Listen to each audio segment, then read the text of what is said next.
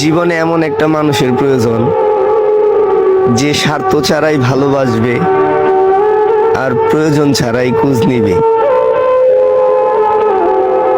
আসসালামু আলাইকুম। জি বলেন।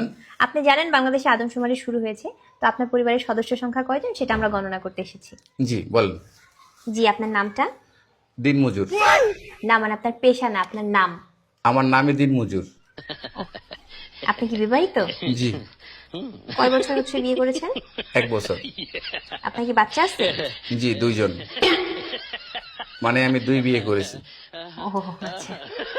আপনার স্ত্রীর নাম? ছোটজন না বড়জন? বড়জন? কেয়ামত। কিয়ামত। আর ছোটজন? তুফান। ও তুফান। আপনার সন্তানের নাম? ছোটজন একটা না বড়জন একটা? কিয়ামত জনেরটা? ঝড়। ঝড়। আর তুফানেরটা? সিডর। সিডর। জি, আপনার মূল্যবান সময় দেওয়ার জন্য আপনাকে ধন্যবাদ। আর লাগবে না? না না না, আর কিছু লাগবে না। আর কিছু লাগলে নিয়ে যান।